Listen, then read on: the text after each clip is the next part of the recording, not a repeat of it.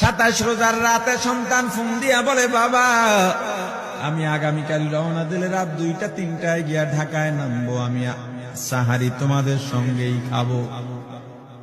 মা বসে আছে, মায়ের সন্তানের বাবাও বসে আছে, সন্তান আসবে। রাত্র 2টা-3টা হয়ে গেছে, সাহারির সময় হয়ে গেছে, সন্তানের খবর নাই। শেষ টাইমে মা বাবা সাহারি খেয়ে ফজরের নামাজ পড়ে দরজার মধ্যে অপেক্ষা করতেছে, সন্তানের খবর নাই। 8টা, 9টা, 10টা বেজে গেছে, মায়ের মনটা আর ভালো লাগে না। স্বামীকে ডেকে বলে, স্বামীরে আমার সন্তান কই, আমার মনটা ভালো লাগে না, একটা ফোন লাগাও। স্বামী ডাক দিয়া বলে, চিন্তা করো না, ঈদের সময় যানজট থাকতে পারে, চলে আসবে। কিছুক্ষণ পর বাবার মনটাও ভালো লাগে না, বাইরে নেমে পায়চারি করতেছে। হঠাৎ করে একটা ফোন চলে আসছে। সন্তানের ফোন দেখে বাবার সে কি আনন্দ। ফোন রিসিভ করে যখনই সালাম দিল, অপর প্রান্ত থেকে সালামের উত্তরে সন্তানের কণ্ঠ পাওয়া যায় না। বাবা ডেকে বললেন, বাবা তুমি কে? এটা তো আমার সন্তানের কণ্ঠ নয়, তবে মোবাইলটা আমার সন্তানের। ওপার থেকে ডাক দেয়া বলে, আপনি কি এই লোকে, এই মোবাইলওয়ালার বাবা? বলে, হ্যাঁ। আপনি এখনো বাড়িতে কি করেন? আপনার যেই সন্তান ঢাকা থেকে গাড়ি নিয়া 2500-এর দিকে রওনা দিয়েছিল, ওই গাড়িটা 2500 পৌঁছতে পারে নাই। পথিমধ্যে সংঘর্ষে রাস্তার মধ্যেই অনেকগুলো মানুষ মারা গেছে, অনেক যুবকও তার মধ্যে আছে। রাস্তার পাশে সাদা কাপড় দিয়া ঢাকা। দেখেন আপনার সন্তান এই লাশের মধ্যে আছে কিনা। মোবাইলটা আমি রাস্তার পাশে পড়ে পাইলাম। বাবা পাগলের মতো একটা দৌড় দিছে। মা মনে করছে সন্তান বুঝি কাছাকাছি চলে আসছে।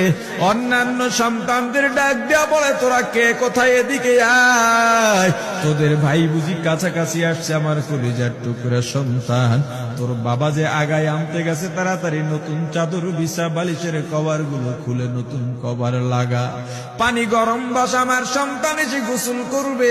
আহারে সবাই ফুলের মেলা, ফুলের তোড়া নিয়ে অপেক্ষা করতেছে। 4টা বছর কলিজার টুকরা বাড়িতে নাই, বিদেশ থেকে আসবে।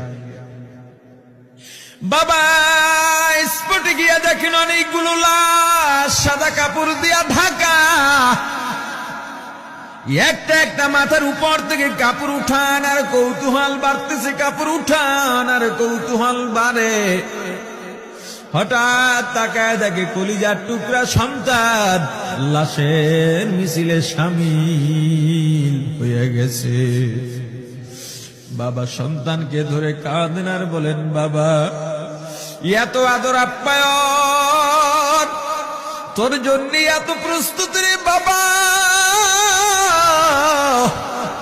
তোর মা তোর পথে বসে আছে রে বাবা, কি জবাব দিব বল?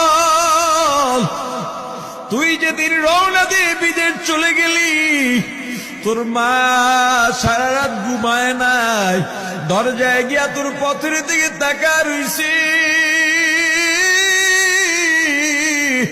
কত রাত আমি মা, আমি বাবা দেখলাম তোর মা গভীর রাতে বিছানায় নাই। খুঁজতে খুঁজতে দেখলাম দরজায় গিয়া তোর মা কাঁদে। কত রাত তোর মা তোর জন্য নামাজ পড়তে পড়তে রাত্রটা নির্ঘুম কাটায় দিছে রে বাবা। কত রাত তোর মা তোর জন্য দোয়া করতে করতে নির্ঘুম রাত্র কাটায় দিছে। এই 4 বছরে 8টা ঈদ, ঈদের সময় আমরা নতুন কাপড় কিনছি, নতুন কাপড় পরছি। তোর মায়ের জন্য আমি নতুন শাড়ি এনে খাটের উপরে রাখলাম। ঈদের নামাজ পড়ে এসে দেখি কাপড়টা খাটের উপরেই আছে। তোর মা প্রথম ঘরেও নাই, মাঝের ঘরেও নাই, পেছনের ঘরেও নাই। খুঁজতে খুঁজতে গিয়া দেখি তোর মা কিচেন রুমে আছে। ওই নাস্তা নাড়াইতেছে, দুধ নাড়তেছে, দুধ উতলাইয়া পুইরা যাইতেছে, খবর নাই। আমি তাকায় দেখলাম তোর মায়ের 2 চক্ষু দিয়া টক টক করে পানি পড়তেছে। ডাক দিয়া বললাম, ওরে বিবি, ঈদের দিনে তুমি কেন কাঁদো? তোমার জন্য শাড়ি আনলাম, সেটাও কেন পরলা? তোর মা জবাব দিয়া বলছে, রে স্বামী গো,